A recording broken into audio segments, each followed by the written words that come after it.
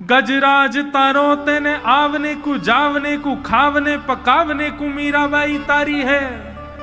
नरसिंह मेहता को तारो वही वार संवारने को, वेदन सुनावने को जय देव तारो है। हे नाथ, गजराज तारो तेने आवने को जावने को। बहुत सुंदर पंक्ति है। आपने गजेंद्र को क्यों तारा? इसको कहते हैं व्याज स्तुति। क्या कहते हैं? जोर से बोलो। व्याज स्तुति का मतलब क्या होता है? नोचते हुए स्तुति करना। ठाकुर जी को छेड़ते हुए स्तुति करना। ऐसे करते हैं ना हम लोग कई बार। हाँ, पिताजी से कहते हैं आपको तो वही ज्यादा प्यारा है, मैं तो प्यारा हूं नहीं। इस प्रकार हम पिताजी से कभी कहें, मां से कभी कहें। इस प्रकार भक्त ठाकुर जी से क्या कहते हैं? बोले आपने गजेंद्र को क्यों उबारा? तब कह रहे हैं गजराज तारो तेने आवने को जावने को। बोले आपको सवारी करनी थी उसकी, आपको लगा बढ़िया गाड़ी मिल जाएगी, हाथी, इसको उबार दो। आपने उसकी रक्षा कर दी, वैकुंठ ले गए, उस पर बैठ के घूमते हो आप पूरे दिन। मतलब आपका कोई ना कोई काम जब बनता है तभी आप कृपा करते हो, बिना काम के आप कृपा नहीं करते। और अपना नाम रख दिया कृपालु, भक्त वत्सल कृपालु। आप बिल्कुल भक्त वत्सल कृपालु नहीं हो। ठाकुर जी से ऐसे नोक झोंक करते हुए भक्त कहता है गजराज तारो तेने आवने को जावने को। आपने आने जाने के लिए गजेंद्र को तारा, और खावने पकावने को मीराबाई तारी है। वैकुंठ के रसोईया आजकल बढ़िया भोजन नहीं बना रहे थे, तो आपको बड़ी लगी क्या करें, कोई बढ़िया भोजन होना चाहिए। तो आपने देखा भारत में सबसे बढ़िया भोजन कौन बना? मारवाड़ी बहुत बढ़िया भोजन बनाते हैं, राजस्थान के लोग बहुत अच्छा प्रसाद बनाते हैं। सोई महाराज आपने मेवाड़ की, मेड़ता की मीराबाई को चुन लिया। बोले हाँ चलो ठीक है, थोड़ा बहुत भजन गाती, इसको तार दो। क्या करेगी? वैकुंठ में आके बढ़िया बढ़िया रोटी बनाएगी। अब हम तो मध्य प्रदेश में बैठे हैं, लेकिन मारवाड़ी लोग क्या बढ़िया भोजन पाते हैं। एक से एक सामग्री बनती है उनके यहाँ, ऐसी ऐसी सामग्री की सुने ही नहीं हो नाम। बोले आपने भोजन करने के लिए, बढ़िया बढ़िया भोजन पाने के लिए मीराबाई को तारा, और गजराज तारो तेने आवने को जावने को खावने पकावने को मीराबाई तारी है। नरसिंह मेहता को तारो वहीवार सवारने को। नरसिंह मेहता को क्यों तारा? बोले बहुत दान दक्षिणा चढ़ती है मंदिरों में, तो एक वो भी होना चाहिए, मुनि हिसाब किताब रखे, कहां कितना चढ़ रहा है, पूरी लेखा जोखा रखे। आप तो पूरे दिन यूं ही खड़े रहते हो, आपका ध्यान तो जाता नहीं कौन कितने चढ़ा रहा है। तो एक व्यक्ति मुनि में रहना चाहिए ना, दिखता रहे, विवाह आपका सारा व्यापार संभाले। नरसिंह मेहता को तारो वहीवार सवारने को, और वेदन सुनावने को जयदेव तारो है। जयदेव महाप्रभु, महाकवि जयदेव बहुत सुंदर सुंदर रचनाएं सुनाते थे, इसलिए आपने उनको तार दिया ताकि वो बैठ करके आपको सुंदर सुंदर रचनाएं सुनाया करें, वेद सुनाया करें। ठाकुर जी आप निष्काम किसी को नहीं तारते हो, सबसे आपकी कोई ना कोई चीज पूरी होती है। और रैदास तारो तेने चामड़ा मधावने को। बोले रैदास को क्यों तारा? बोले वो जूती बनाने का काम करते, बढ़िया बढ़िया सुंदर जूती बना बना के आपको पहनाएंगे, कभी पादुका बना के पहना देंगे, कभी सुंदर आपके लिए कुछ ना कुछ। सबसे देखो ठाकुर जी आप भी कम, आपके अंदर भी निष्काम नहीं है, आप भी कामना से ही भक्तों को तारते हो। ठाकुर जी बोले ऐसी बात नहीं है। तो बोले ठीक है, तो फिर एक काम करो। बोले क्या? मुझे तार के दिखाओ, क्योंकि मुझे कुछ नहीं आता, मैं आपके किसी काम का नहीं हूं, मुझे तार के दिखाओ। मोहे तारो वा में आपकी भलाई है। मुझे कुछ नहीं आता, रोटी बनवाओगे तो श्रीलंका का नक्शा बना दूंगा, सब्जी बनवाओगे तो क्या बने कुछ समझ नहीं आएगा, वस्त्र बनवाने को कह दोगे तो नाथ चित्रे बना दूंगा, श्रृंगार करने को कह दोगे तो पता नहीं क्या से क्या आपको बना दूंगा। मैं आपके किसी काम का नहीं हूं, मैं तो पैर पे पैर धरे पड़ा रहता हूं, महा आलसी जीव हूं, मुझे तारो। अगर मुझे आपने तार दिया तो मैं कहूंगा कि हां आप निष्काम भक्त वत्सल हो। ऐसी जिद आई कभी मन में? ऐसी जिद कभी हुई मन में? ना।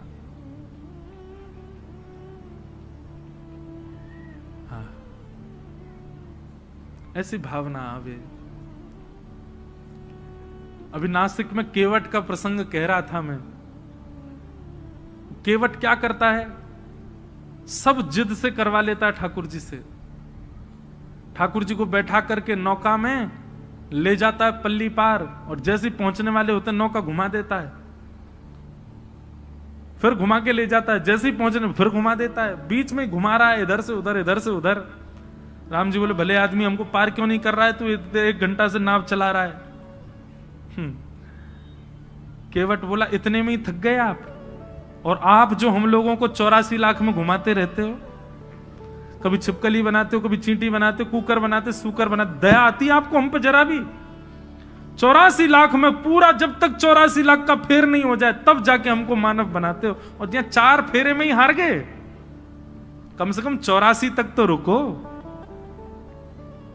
राम जी के नेत्र सजल हो गए। तो बंधु, ये मुझे ऐसी वाली भक्ति बड़ी प्रिय लगती है वैष्णवों की, जो ठाकुर जी से ऐंठ करके, ऐंठना समझते हैं, ऐंठ करके मतलब थोड़े जो है हमारे ब्रज की एक सवैया है, हम श्री राधे जू के बल अभिमानी। हमको किसका अभिमान है? बोले किशोरी जी के बल का अभिमान है हमको। हम श्री राधे जू के बल अभिमानी, टेढ़े रहे मोहन रसिया सो बोलत अटपटी वाणी। ठाकुर जी से अटपटी वाणी बोलते हैं किशोरी जी के, बल अभिमानी। ठाकुर जी काय बात को इतरा रहो भैया, इतनो ऐंठ के काय को बोल रहा? बोले जाने ना है किशोरी जी की कृपा है हमारे ऊपर, चुप रहियो लाला, कुछ बोल मत जाइयो। ठाकुर जी अच्छा अच्छा अच्छा क्षमा। तो ये ऐंठ करके भक्ति करने वाले ये मुझे बड़े प्रिय लगते हैं, पर ये जबरदस्ती ऐंठने मत लग जाना, कल से भ्रकुटी टेढ़ी कर देंगे, त्रिलोकीनाथ हैं वो। जब भाव आए, जब उस स्थिति में आओ तब की बात अलग है।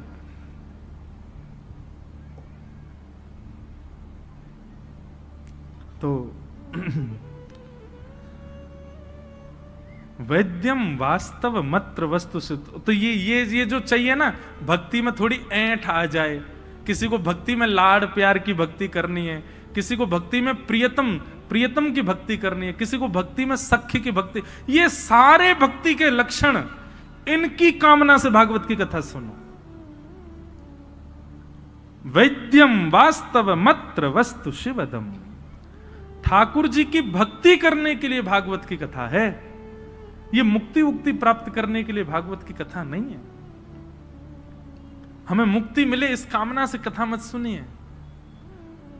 मुक्ति मिलेगी, क्या मिल जाएगा? हमको क्या पता कि हम कहां जाएंगे मृत्यु के बाद? हमको केवल इतना पता है जब तक हम जीवित हैं, जो हमने किया वो हमको पता। मृत्यु के बाद किसी का कोई पता नहीं होता। इसलिए भाई, भगवत मिलन की कामना अभी की रखो, अभी मिलना है। और वो कामना आपकी पूर्ण केवल एक स्थान कर सकता है, वो है ये प्रांगण, भागवत का प्रांगण। भागवत जी से प्रार्थना करो, श्री भागवत जी अनुग्रह करेंगी, ये कृपा करेंगी तो ठाकुर जी प्राप्त होते हैं, ठाकुर जी अनुग्रह करते। निर्मत सराणाम सताम वैद्यम वास्तव मत्र वस्तु शिवदम। ठाकुर जी से आपका संबंध करा देगी। और भागवत जी कैसा संबंध कराएगी? यहां डंके की चोट पर व्यास जी शब्द लिखते हैं शिवदम। शिव का मतलब क्या होता है? कल्याण। और शिवदम यानी कि कल्याणकारी। ठाकुर जी से आपका संबंध ऐसा नहीं कराएंगे भागवत जी कि आप तड़पते रह जाओ, रोते रह जाओ, नहीं, कल्याणकारी संबंध कराएंगी। ठाकुर जी आपके हो जाएंगे पूर्ण रूपेण। ऐसा संबंध भागवत जी आपका ठाकुर जी से कराएंगे। वैद्यम वास्तव मत्र वस्तु शिवदम तापत्रयोन्मूलनम। श्रीमद् भागवते महामुनि कृते किंबा परैरीश्वर सद्यो हृदय वरुध्यते त्रिकृतिभिः शुश्रूषुभिस्तत्क्षणात्। भागवत जी की कथा बंधुओं इतनी निर्मल है, इतनी पावन है। मैंने कल भी आप लोगों से निवेदन किया, आज पुनः निवेदन करूं। आप नहीं आते हैं कथा में, कोई दिव्य चेतना आपके भीतर बैठ के आपका माध्यम लेकर के यहां आपको लेकर के आ रही है।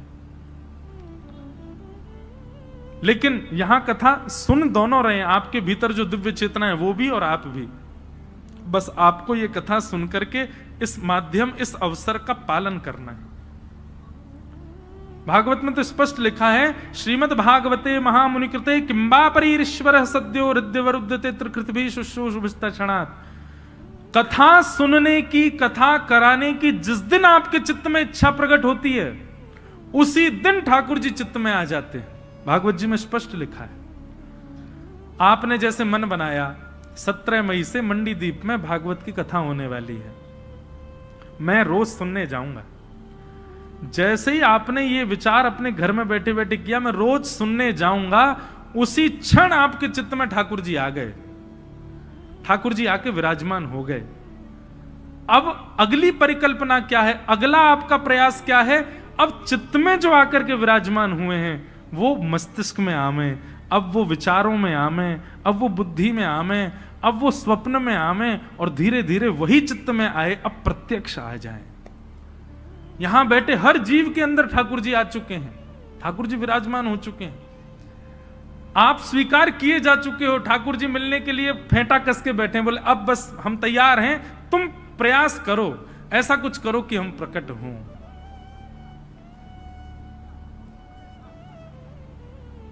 और वो कैसे करना, वो भागवत में बताई जा रही है। दुनिया भर के हम पॉइंट्स बता रहे हैं, उन्हीं का पालन करने लग जाओ, वही चित्त में आए ठाकुर जी, प्रकट हो जाएंगे। तो भागवत का सबसे बड़ा फायदा यह है कि ठाकुर जी आ गए हैं, बस अब आपको इतना प्रयास करना है कि वो चित्त से प्रकट होकर के सन्मुख आ जाएं। वैद्यम वास्तव मत्र वस्तु शिवदम तापत्र योन्मूलनम श्रीमद् भागवते महामुनि कृते किंबा परीश्वर सद्यो हृदयवरुध्यते त्रिकृतभि शुश्रूषुभिस्तक्षणात्। स्वामी श्री हरिदास जी महाराज ने अपने चित्त के ठाकुर जी प्रकट किए, आज वृंदावन में सबको दर्शन दे रहे हैं। श्री वृंदावन बिहारी लाल हितहरिवंश महाप्रभु, कल उनका उत्सव है, कल एकादशी है ना, कल महाप्रभु श्री हितहरिवंश महाप्रभु जी का उत्सव है। कल उनका चरित्र थोड़ा सुनाएंगे कथा में, जिन्होंने श्री राधा वल्लभ लाल जी को प्रकट किया। मुझे विदिशा में कथा करने आया था, तब भी भोपाल से कई वैष्णव आए, वो मेरे को देखते ही बोलते श्री हरिवंश, तो मैं देखता, मैंने कहां से? बोले भोपाल में राधा वल्लभ मंदिर। मैंने कहा भोपाल में राधा वल्लभ जी कहां से आए? आज भी कई वैष्णव आए, और भी कई, तो परसों हम श्री राधा वल्लभ जी का दर्शन करने जाएंगे जो भोपाल में विराज रहे हैं। और वहीं हवेली भी है ठाकुर जी की, वहां श्री गोवर्धन नाथ जी का दर्शन भी करेंगे। हितहरिवंश महाप्रभु के चित्त के ठाकुर जी प्रकट होकर सबको दर्शन दे रहे हैं, श्री राधा वल्लभ लाल। वैसे तो वो महादेव के ठाकुर जी हैं, पर महाप्रभु जी ने उनको विराजमान किया वृंदावन में। गोपाल भट्ट गोस्वामी, उनका भी अभी उत्सव आ रहा है, श्री राधा रमन लाल जी का, बुद्ध पूर्णिमा। कितने सुंदर सुंदर अवसर, आचार्य की जयंती भी कथा में पड़ेगी और ठाकुर जी की जयंती भी कथा में पड़ेगी, ठाकुर जी का उत्सव भी कथा में आएगा। तो अपने आप ये क्रम बन रहे हैं, सबके चित्त के ठाकुर जी प्रकट हुए, अब हमारे चित्त के ठाकुर जी भी प्रकट हों, वह भी अनुग्रह करें, कृपा करें, उसके लिए भागवत की कथा सुनो। पिबत भागवतम निगम कल्प तरोर गलितम फलम सुख मुखादमृत द्रव संयुतम पिबत भागवतम रसमालयम मुहुर्हो रसिका विभागुका। श्रीमद् भागवत क्या है? वेद रूपी वृक्ष का पका हुआ फल है श्रीमद् भागवत। वेद वृक्ष ही फल में सार नियोजित करते हैं, चारों वेदों से ही सार निकल करके श्रीमद् भागवत में आया है जो हम लोग श्रवण कर रहे हैं। समस्त वेदों का सारम सारम समुद्वतम और सुख मुखाद अमृत द्रव संयुतम। सुखदेव जी के मुख से प्रकट होने के कारण ये भागवत की कथा अमृत तुल्य हो गई है, ये अमर बना देती है सुनने वालों को। और पिबत भागवतम रसमालयम, इस भागवत की कथा को पियो। भागवत की कथा सुनने का विषय नहीं है, पिबत भागवतम रसमालयम, भागवत की कथा को पियो, कानों में भर भर के इसका सुंदर रस पान करो, मोहर हो रस का भुवि भाव। कितना पिए? बोले पीते रहो पीते रहो पीते रहो। आसावरी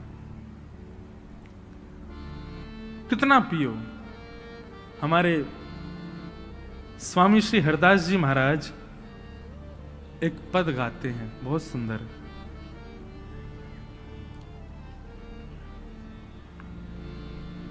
अगर हमको एक हमारा भाव है कि हम भजन कम गाते हैं, पद की ज्यादा इच्छा होती है कथाओं में गाने की।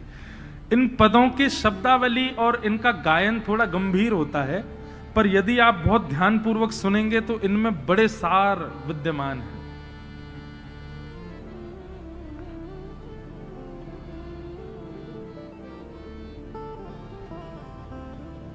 श्री वृंदावन बिहारी लाल जी को जिन्होंने प्रकट किया, ऐसे श्री स्वामी हरदास जी महाराज एक बहुत सुंदर भाव कहते हैं।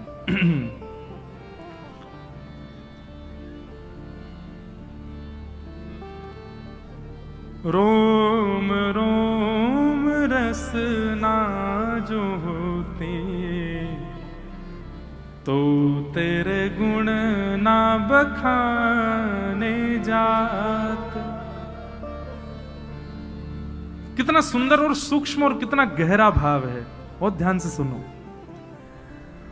रोम रोम रसना जो होती तो तेरे गुण ना बखाने जात। हे श्याम सुंदर, हमारे शरीर में जितने रोए हैं ना, इन रोयों की जगह यदि इतनी जीभ हमारी होती तो भी हम आपके गुण नहीं गा पाते। रोम रोम रसना जो होती तो तेरे गुण ना बखाने जाता। कहाँ कहो एक जीव सखीरी, बात की बात बात। कहां करूं? स्वामी जी उदास भाव से कह रहे हैं, मैं क्या करूं? मेरे पास एक ही जीव है, उस जीव से मैं कितना गाऊं? क्योंकि एक जीव पर्याप्त नहीं है ठाकुर जी के रस को बखान करने के लिए। रोम रोम रसना जो होती तो तेरे गुण ना बखाने जात। श्री हरिदास के स्वामी श्यामा, श्री हरिदास के स्वामी श्यामा, कह तेरी प्यारी तू राखत प्राण जात। रोम रोम रसना जो होती तो तेरे गुण ना बखाने जात। ऐसे भाव जब चित्त में होते हैं ना बंधुओं, तब ठाकुर जी मन बनाते हैं कि इनसे मिला जाए। हमारे मन में कभी ये भावना आई? स्वामी जी कह रहे हैं कि इतने रोए क्यों बना दिए ठाकुर जी, बल इससे बढ़िया इतनी जीभ बना देते और इतनी जीभ भी आप दे देते तो भी मैं आपके गुण नहीं गा पाता। क्या करूं मैं? मुझे कभी कभी धिक्कार लगता है। कहां करूं एक जीभ सखीरी, बात की बात बात। एक ही जीव है, उससे कितना गाएं हम ठाकुर जी को? नहीं गा सकते। वहां हितरवंश महाप्रभु कहते हैं कि नाथ आपने हमको 2 आंख क्यों दी? क्यों? रोम रोम में नेत्र प्रकट कर देते। क्यों? 2 आंखें आपको देखने के लिए बहुत कम है। रोम रोम प्रति नयन बनाऊं, एकटक रहे पलक न बनाऊं। काश हमारे रोम रोम में आंख होती, और कैसी आंख होती? बोले बिना पलक वाली आंख होती, कभी झपकते ही नहीं, पूरे दिन आपको देखते रहते नाथ। ऐसी भावना हमारे चित्त में है? बिल्कुल नहीं है। हम लोग तो बंधुओं केवल रस सुनकर के सुख लेने वाले हैं, सुख लूटने वाले हैं। भगवत प्राप्ति के गुण हमारे भीतर नहीं है। ये मैं इसलिए कह रहा हूं ताकि इस चोट को पाकर के किसी के चित्त में ये भावना आवे कि मेरे अंदर ऐसे भाव आए कि मुझे ठाकुर जी मिले।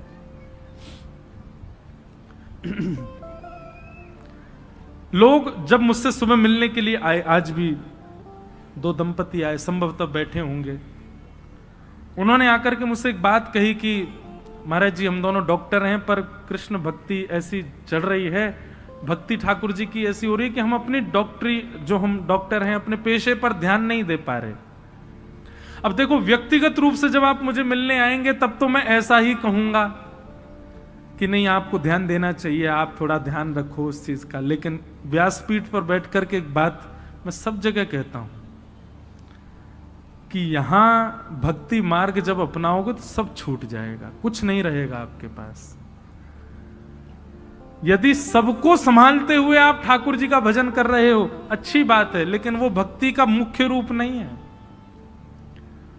या तो इस मार्ग पर मत आइए, इस मार्ग पर मत चलिए, और अगर इस मार्ग को आप स्वीकार कर रहे हैं तो इस बात की पहले ही जिम्मेवारी रखिएगा अपने ऊपर, सब छूट जाएगा, कुछ नहीं रहेगा आपके पास।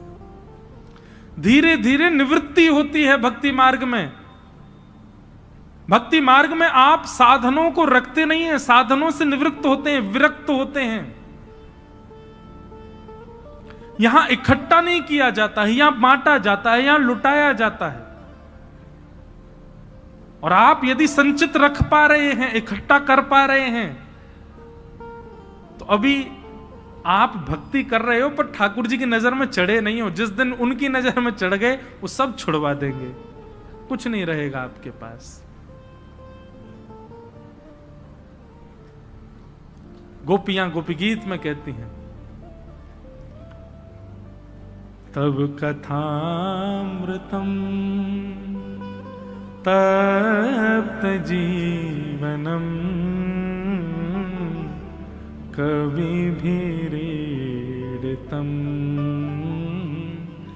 कल्मषापहम श्रवणमंगलम श्रीमदाततं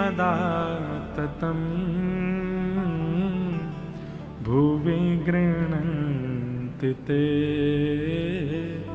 भूरिदा जना। गोपियां कहती हैं, नाथ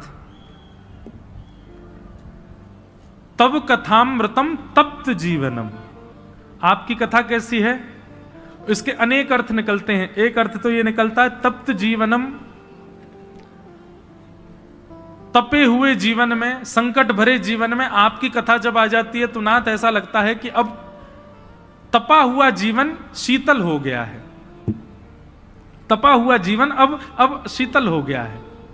पर इसका एक अर्थ दूसरा यह भी है, तब कथामृतम तप्त जीवनम, जो भगवान की कथा अमृत का पान कर लेता है उसका फिर सांसारिक जीवन कैसा, बोले तप में हो जाता है, सब छूट जाता है। एक सेठ जी ऐसे कथा सुनी महाराज, उनको निमंत्रण दिया गया कि आप कथा में आओ। बहुत सत्य घटना सुना रहे हैं, ध्यान से सुनना। 4 दिन तक तो आए नहीं, और नगर सेठ थे बहुत बड़े पैसा वाले। 4 दिन तक तो आए नहीं, 4 दिन बाद बड़े अदब में आए और ये कह के आए मैं 10 मिनट बैठूंगा बस कथा में। 10 मिनट के लिए कथा में आए। कथा में आकर के बैठे, आरती में पूरी जनता खड़ी हो गई, वो बैठे ही रहे। क्यों? चित्त वृत्ति कहीं और चली गई, नेत्रों से अविरल अश्रुधार गिर रहे थे। और स्थिति ये हुई कि 10 मिनट के लिए आए, पूरी कथा में बैठे रहे। अगले दिन कथा सुनने आए, पूरी कथा बैठ करके रात भर वहीं बैठे रहे। तीसरे दिन तो ये स्थिति हुई, अपनी फैक्ट्री वगैरह सब बच्चों को दान करके और वृंदावन चले गए तुरंत। जिन जिन ने ताली बजाई है उनको सबको ठाकुर जी देख रहे हैं। रुको, जितना आप लोगों को सुख हुआ इस बात को सुन के, ठाकुर जी कहेंगे ठीक है भैया, सबके व्यापार ढूंढो क्या क्या है इनके। ये सुनने में बड़ी सहज लग रही है बात, लेकिन इसका अर्थ यही है, तब कथामृतम तप्त जीवनम। देखो भैया, ठाकुर जी जब हाथ पकड़ते हैं ना तो सब जगह से आपका हाथ छुड़वा देते हैं।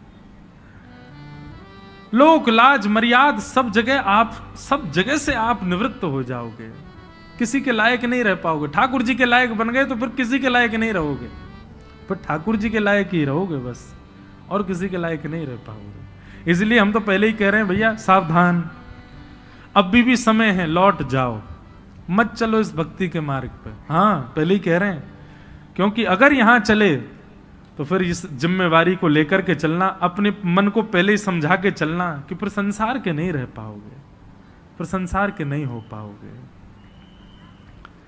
पिबत भागवतम रसमालयम मुहुर्हो रसिका भुवि भावुका। इस प्रकार 3 श्लोकों में भागवत जी का यहां पर मंगलाचरण किया गया। अब आगे सौनक आदि ऋषियों ने 6 प्रश्न किए हैं। इन 6 प्रश्नों में भागवत की कथा किम श्रेय शास्त्र सारः का स्व अवतार प्रयोजनम किम कर्म के अवतारश्च धर्मः कम शरणम गतः। इन 6 प्रश्नों में ही अब भागवत की कथा चलेगी। सबसे पहला प्रश्न, किम श्रेय, भगवान के अवतार का श्रेय किसको जाता है? राक्षसों को मारने आते हैं कि भक्तों से मिलने आते हैं? किम श्रेय। दूसरा, शास्त्र सारः का, इतने सारे शास्त्र हैं, इन शास्त्रों का सार क्या है? तीसरी बात, स्व अवतार प्रयोजनम, भगवान के अवतार का प्रयोजन क्या है? ठाकुर जी किसके लिए अवतार लेते हैं, क्या कारण है? चौथा प्रश्न, किम कर्म, भगवान आके करते क्या हैं? 5वां प्रश्न, के अवतारश्च, भगवान के अवतार कितने हैं? और 6वां प्रश्न, धर्म कम शरणम ब्रज, धर्म किसकी शरण में जाता है भगवान के जाने के बाद?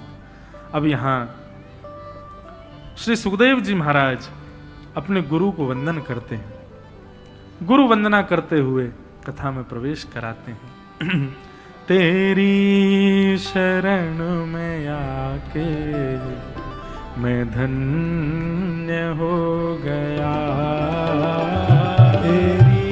अपने अपने गुरुजनों का स्मरण करो, और जिनके कोई गुरु नहीं है, कृष्णम वंदे जगत गुरु। तेरी शरण में आके मैं धन्य हो गया। तेरी शरण में आके मैं धन्य। ऐसे माटी के मथोना बन के मत गाओ, करताल बजाओ। तेरी शरण में आके मैं धन्य हो गया। तेरी शरण में आके मैं धन्य हो गया। जन्मों की प्यास थी जो, जन्मों की प्यास थी जो, जन्मों की प्यास थी जो, जन्मों की प्यास थी जो, संपन्न हो गया। तेरी शरण में आके मैं धन्य हो गया। तेरी शरण में आके मैं धन्य हो। श्री राधा रमण लाल की जय।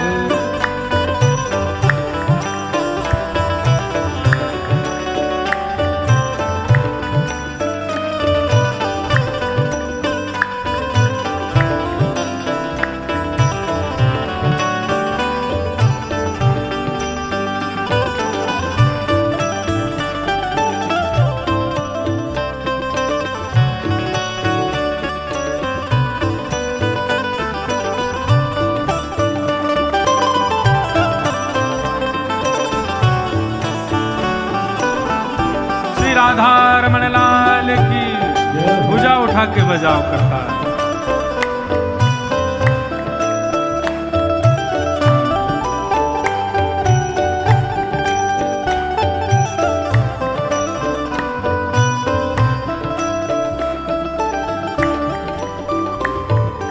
कितने मिले अमीर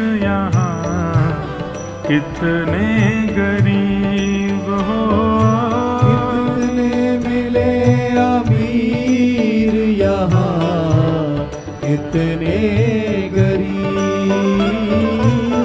कितने मिले अमीर यहाँ, कितने गरीब हो, कितने मिले अमीर यहाँ, कितने गरीब, हाँ कितने मिले अमीर यहाँ, कितने गरीब हो, कितने मिले अमीर यहाँ, कितने गरीब, हो पर आप मिल गए तो, पर आप मिल गए तो, पर आप मिल गए तो, पर आप मिल गए तो, मैं धनवान हो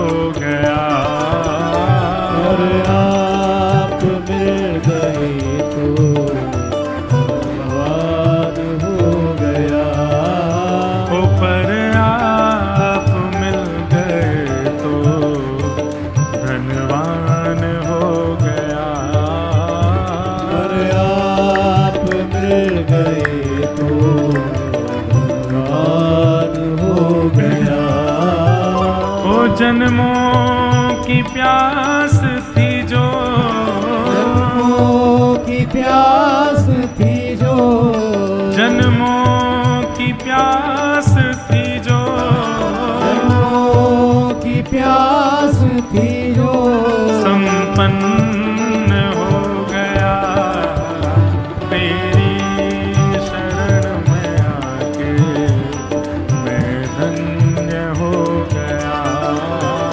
तेरी शरण में आके मैं धन्य बोलो हो गोवर्धन गया। नाथ की, सद्गुरुदेव भगवान की।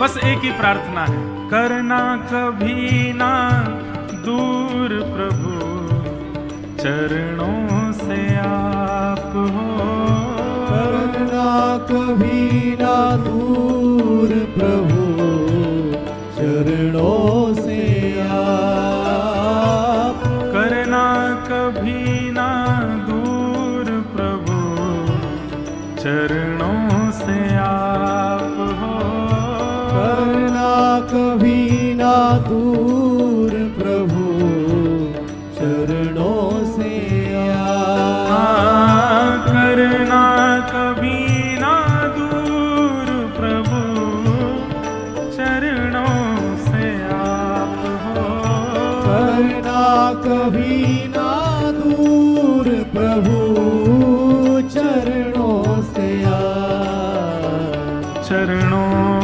के ही सहारे, चरणों के ही सहारे, चरणों के ही सहारे, चरणों के ही सहारे, मैं भव पार हो गया, चरणों के ही सहारे, भव पार हो गया, ओ चरणों के ही सहारे, भव पार हो गया, चरणों के ही सहारे, भव पार हो गया, ओ जन्मों की प्यास थी जो, जन्मों की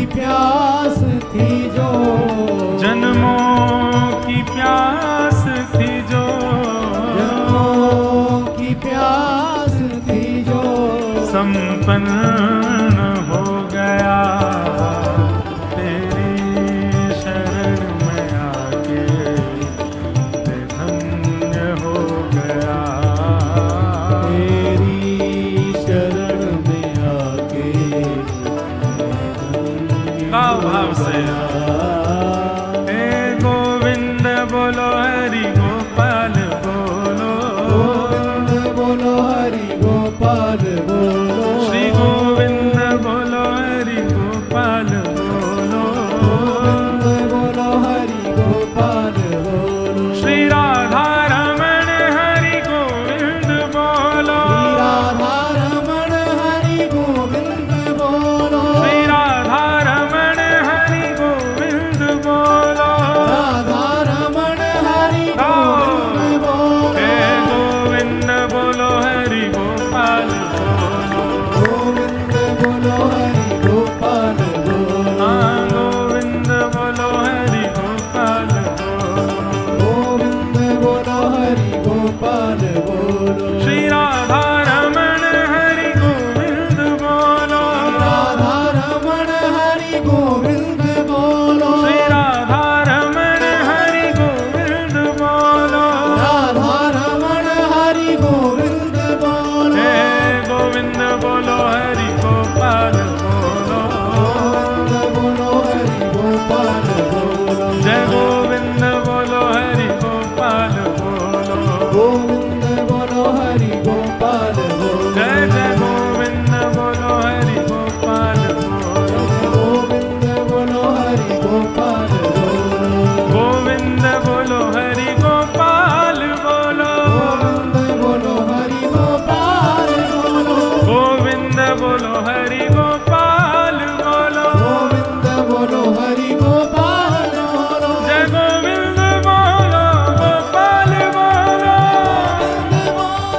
गोपाल बोलो, जय गोविंद बोलो गोपाल बोलो, गोविंद बोलो गोपाल बोलो, जय राधा रमण हरि गोविंद बोलो, राधा रमण हरि गोविंद बोलो, जय जय राधा रमण हरि गोविंद बोलो, राधा रमण हरि गोविंद बोलो, जय जय राधा रमण हरि गोविंद बोलो, राधा रमण हरि गोविंद बोलो, जय जय राधा रमण हरि गोविंद बोलो, राधा रमण हरि गोविंद बोलो, जय जय राधा रमण हरि गोविंद बोलो, राधा रमण हरि जय जय श्री राधे, जय जय श्री राधे, जय जय श्री राधे।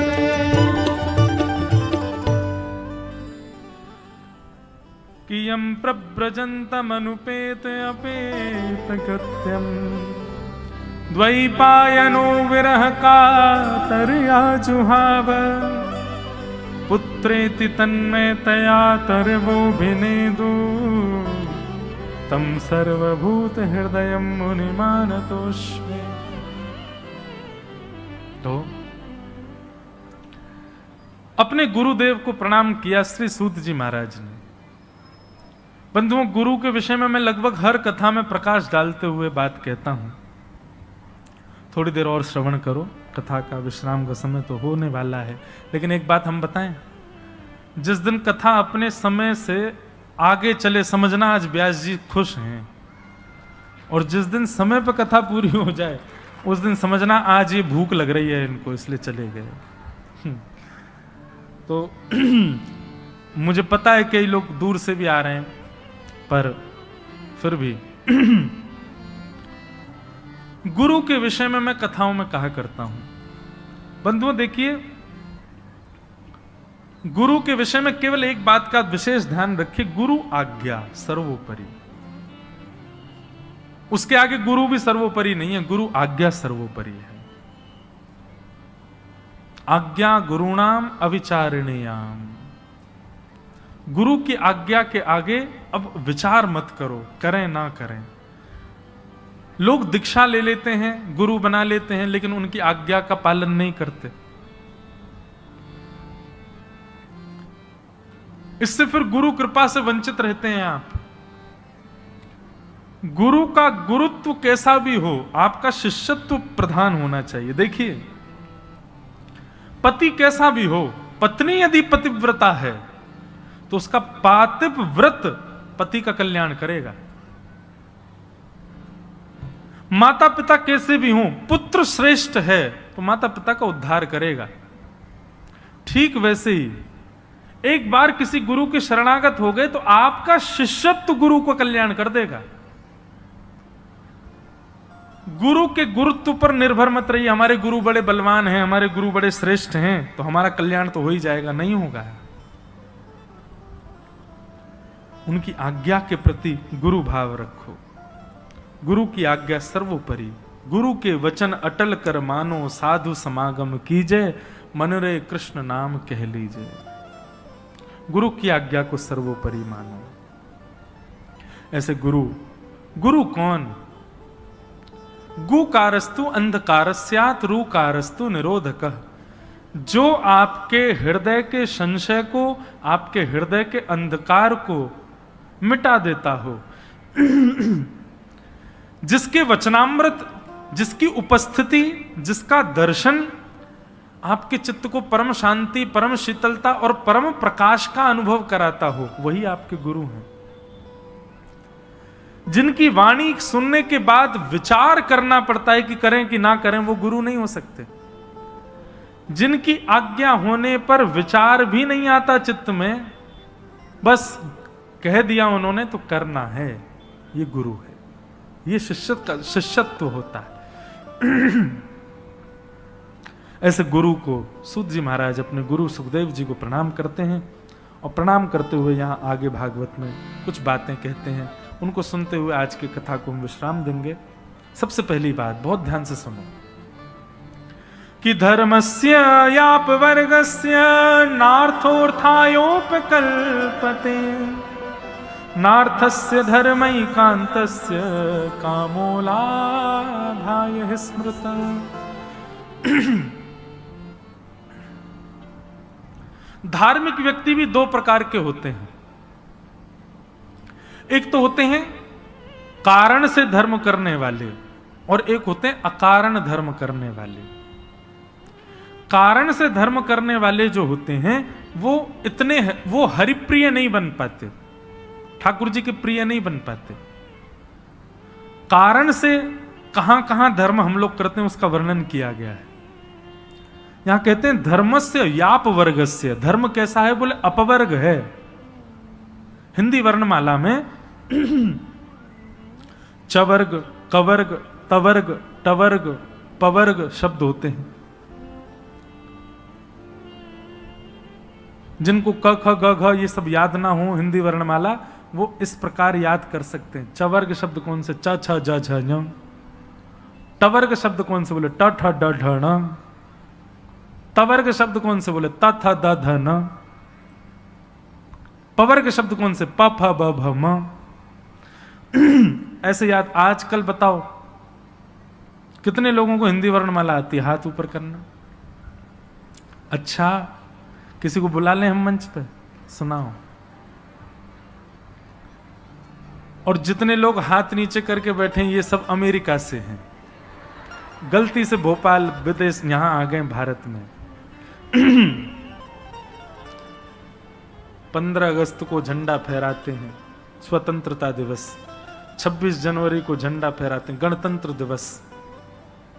हम हिंदू हैं, हिंदी वर्णमाला नहीं आती है हमको। और सही सी बताना, ABCD कितनों को आती है? सबको ही आती है, कोई नहीं है ऐसा जिसको नहीं आती। अंग्रेज चले गए, आजाद हो गए हम, लेकिन अभी तक आजादी हुई नहीं हमारी अच्छे से। सब आना चाहिए, पर हमारी मातृभाषा हिंदी है। हमको पता, हमको भी नहीं आती थी पहले। जब भागवत का अध्ययन करना प्रारंभ किया तब शुरुआत से सब अध्ययन किया, पढ़ा। अब देखो इनमें भी कितनी खूबसूरती है। पवर्ग शब्द कौन से हैं? बोले जो बिना ओष्ठ के स्पर्श के बोल ही नहीं सकते। दोनों होठ जब तक चिपकेंगे नहीं तब तक इनका शब्द उच्चारण नहीं हो सकता। प फ ब भ म। टवर्ग शब्द कौन से? बोले जब तक जीव मुड़ेगी नहीं तब तक टवर्ग शब्द नहीं बोलेंगे। ट ठ ड ढ ण। तवर्ग शब्द कौन से? बोले जब तक जीव तालू पे स्पर्श नहीं करेगी तब तक नहीं बोलेंगे। त थ द ध न। चवर्ग शब्द कौन से? बोले जब तक दांत च छ ज झ न नहीं स्पर्श होंगे तब तक नहीं बोल सकते। इस प्रकार यहां पर कहा गया धर्मस्य आप वर्गस्य। बोले हिंदी वर्णमाला में जो पवर्ग शब्द हैं उन पवर्ग शब्दों को गिनिए। कौन कौन कौन से हैं? बोले प फ ब भ म। धर्म कैसा है? बोले इन 5 स्थानों में की गई करने वाले धर्म से परे जो है वो धर्म कहलाता है। प यानी कि पाप, फ यानी कि फल, ब यानी कि बंधन, म यानी कि मृत्यु, यानी प फ ब भ यानी कि भय, म यानी कि मृत्यु। पाप करने के बाद आपको लगा कि अरे मुझसे पाप हो गया, अब इसका प्रायश्चित करना चाहिए। प्रायश्चित की भावना से जब आप मंदिर जाना प्रारंभ करते हैं, सोमवार का व्रत रखना प्रारंभ कर देते हैं, मंगलवार हनुमान जी को प्रसन्न करना शुरू कर देते हैं, गणेश जी पर दूर्वा चढ़ाना शुरू कर देते हैं, किस लिए? बोले मुझसे पाप हो गया। तो पाप के बाद जब आप मंदिर में प्रायश्चित की भावना से जाते हैं तो उसको धर्म में कभी गिनती नहीं की जाती उसकी। उसका पुण्य नहीं मिलेगा आपको। क्यों? क्योंकि वह पुण्य आपका पाप के प्रायश्चित में घट रहा है। और एक बात कहें, पुण्य की भावना से भी मंदिर जाना वह भी श्रेष्ठ क्वालिटी की भक्ति नहीं है। पुत्र से, पुत्री से, माता पिता का निष्काम प्रेम होता, कोई कामना से थोड़ी होता है। ऐसी ठाकुर जी के प्रति कोई कामना नहीं। तो सबसे पहला पाप के बाद किया गया धर्म कर्म वो धर्म में गिना नहीं जाता। तो प, फिर दूसरा आता है फ, यानी कि फल की प्राप्ति के लिए किया गया भगवत भजन। किसी कामना से, हे हनुमान जी महाराज कृपा कर दो, क्या पीछे गली में एक कन्या रहती उससे मेरा ब्याह हो जाए। आप जितने दिन हनुमान जी पे लड्डू का भोग लगाओगे, हनुमान जी लड्डू तो सबरे पाएंगे, लेकिन बोले हम ब्रह्मचारी, हम ब्याह नहीं कराते। ये तो विनोद की बात है। पर आप किसी कामना से यदि ठाकुर जी का समीप जाते हो तो वह भी आपका धर्म गिना नहीं जाता, वो आपकी भक्ति गिनी नहीं जाती, क्योंकि आप कामना से जा रहे हो।